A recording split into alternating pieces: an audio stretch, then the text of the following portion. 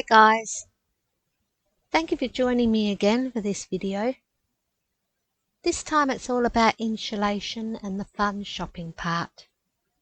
I was now able to think about some of the items I would need to buy for the build, some of the nicer things. Due to living in a tiny home, I knew I had to make the most of my space and was going to build built-in cupboards over my bed. So I bought some nice lampshades for bedside lamps. I managed to buy them from a lighting place that was closing down, so I got them for half price.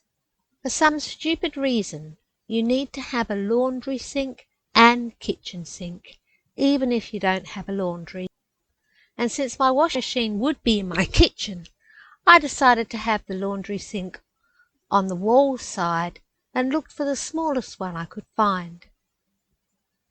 I found these and thought they were a perfect size for me, and they were going to be discontinued, so I got them a bit cheaper too. Always be on the lookout for bargains. The kitchen sink would be in the island bench. Ceiling extract fan for the bathroom I also got at a lighting place that was closing down. I looked at the one in the picture, but didn't like the way the fan come on with the light, or the idea of just heat lights, so I just opted for a normal light and fan one. I found a mirror light that they were selling cheap, as it was display stock and they weren't making it in that size anymore. So although it was bigger than what I had been looking for, I couldn't pass it up. I did have to wait for their new one to come in for their display, so they could replace the one. But that was okay. I didn't need it yet. Choosing tiles for the bathroom had been a bit easier, as my son Lee was able to get me some tiles that were seconds for next to nothing, as some were not exactly white. But I wanted a feature in the tiles, and trying to choose that proved quite difficult, as there are so many out there and some are really expensive, so I had to shop around, but ended up with the black ones. The bath.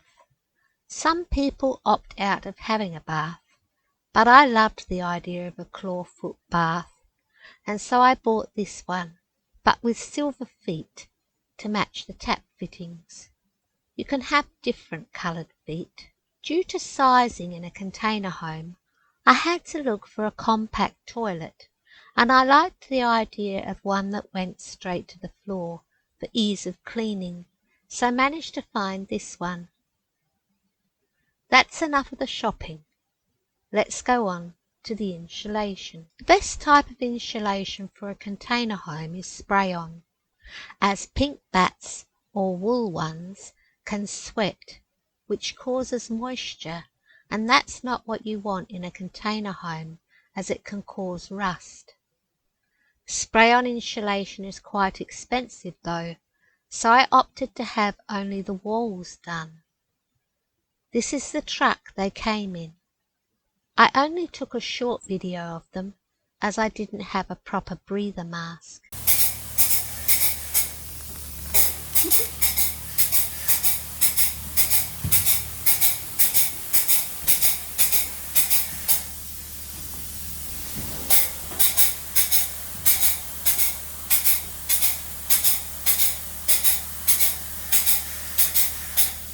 This is the bathroom. The insulation looks a bit like snow. You can see that I already decided where to have inserts for shelves in the bathroom. They are such a good idea in a tiny home.